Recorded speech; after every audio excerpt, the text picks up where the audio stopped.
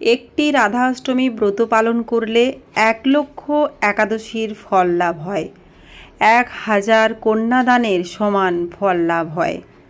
পর্বত পরিমাণ স্বর্ণদান করলে যে পরিমাণ ফল লাভ হয় তার শতগুণ ফল লাভ হয় একটি রাধাষ্টমী ব্রত পালন করলে। নমস্কার বন্ধুরা, আমি রিনা। আমার চ্যানেলের আরও একটি নতুন ভিডিওতে আপনাদের সবাইকে জানাই অনেক অনেক সুস্বাগতম। আশা করছি ঈশ্বরের কৃপায় আপনারা সকলে ভালো আছেন, আমিও ভালো আছি। আজকে আবার একটি নতুন ভিডিও নিয়ে চলে এসেছি আপনাদের জন্য। সামনেই রাধাষ্টমী ব্রত।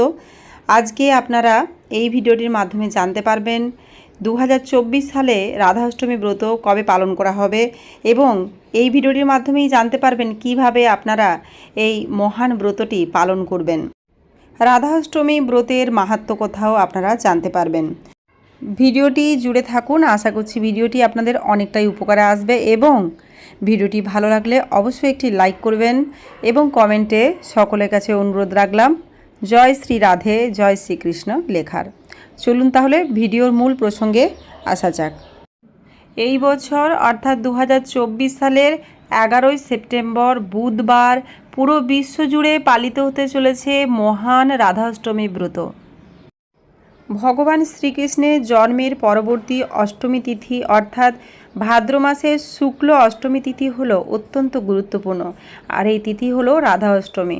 এই শুভ দিনটি শ্রীকৃষ্ণের সঙ্গিনী শ্রী রাধার পবিত্র জন্মতিথি।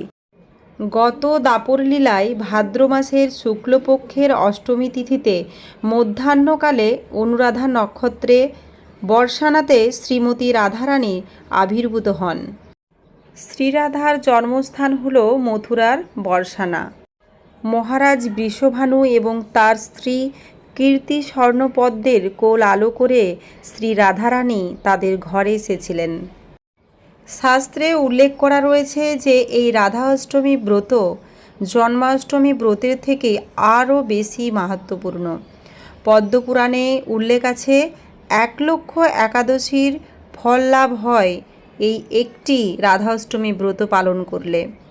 তাই সকলেই এই রাধা অষ্টমী ব্রতটি শ্রদ্ধা ও ভক্তি ভরে পালন করুন।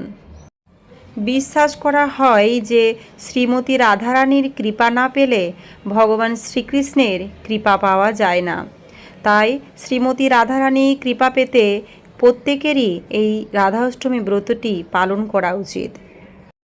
বিশ্বাস করা হয় যে যদি কেউ এই ব্রত ভক্তি সহকারে পালন করেন এবং এই ব্রতের মাহাত্ম্য কথা শ্রবণ বা পাঠ করেন তাহলে অনন্তকাল তার বৈকুণ্ঠ ধামে বসবাস করার সৌভাগ্য লাভ হয়।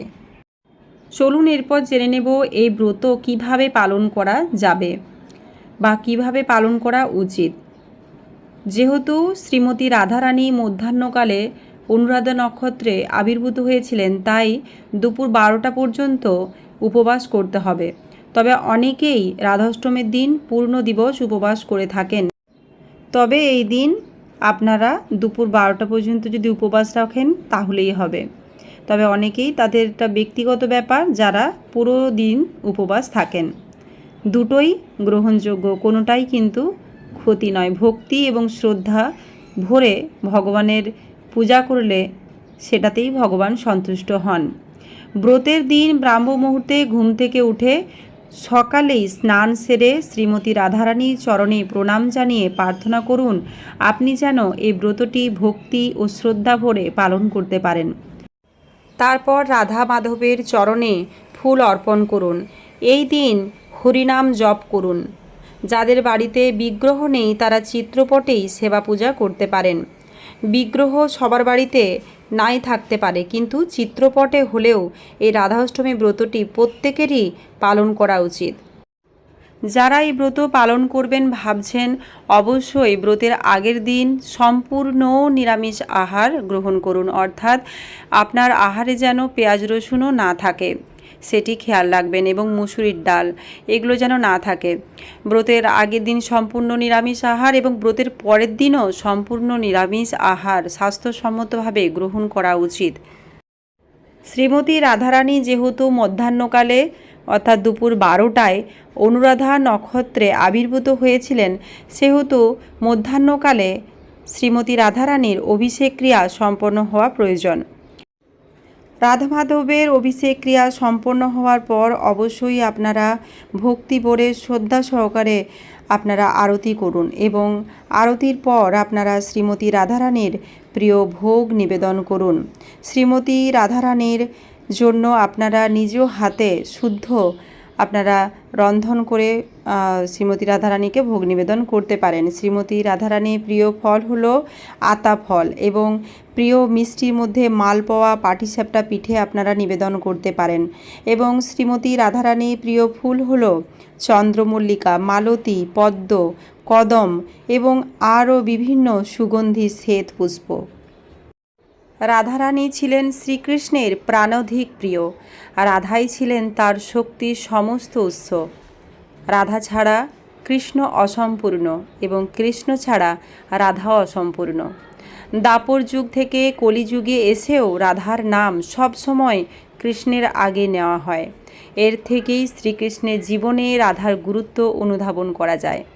কৃষ্ণ অষ্টমীর পর রাধা অষ্টমীতে উপবাস রেখে পুজো করলে দাম্পত্য জীবনে সুখ বাড়ে। বলা হয়ে থাকে, আপনি যদি জন্মাষ্টমীর উপবাসের সম্পূর্ণ ফল লাভ করতে চান তাহলে অবশ্যই রাধা অষ্টমী ব্রতটিও পালন করুন শ্রদ্ধা ও ভক্তি সহকারে। রাধা অষ্টমী ব্রত পালন প্রসঙ্গে বলা হয়েছে, পুরাণে বলা হয়েছে, যে ব্যক্তি একবারের জন্যেও এই ব্রত পালন করেন তার কোটি জন্মে ব্রহ্মহত্যার মতো মহাপাপ বিনষ্ট হয়। শত শত একাদশী ব্রত পালনে যে ফল লাভ হয়, রাধা অষ্টমী ব্রত পালন করলে তার শতাধিক ফল লাভ হয়ে থাকে। রাধা অষ্টমী ব্রতের দিনটি আর 5টা দিনের মতো কোনো সাধারণ দিন নয়, তাই সকলেই আগামী 7ই সেপ্টেম্বর 2024 বুধবার রাধা অষ্টমী ব্রতটি ভক্তি সহকারে পালন করুন। বলা হয় এই দিনটি ভক্তি সহকারে শ্রীরাধার নাম করলে আপনার সকল মনোবাসনা পূর্ণ হবে। আজকের ভিডিওটি এই পর্যন্তই। ভিডিওটি ভালো লাগলে সকলের কাছে অনুরোধ রইল একটি লাইক করে দেওয়ার এবং কমেন্টে জয় শ্রী রাধে, জয় শ্রীকৃষ্ণ লেখার। সকলে সুস্থ থাকবেন, ভালো থাকবেন। এতক্ষণ আমার সাথে থাকার জন্য আপনাদের সকলকে জানাই অসংখ্য অসংখ্য ধন্যবাদ। খুব শীঘ্রই আবার একটা নতুন ভিডিও নিয়ে চলে আসব। ধন্যবাদ। জয় শ্রীকৃষ্ণ, জয় শ্রী রাধে।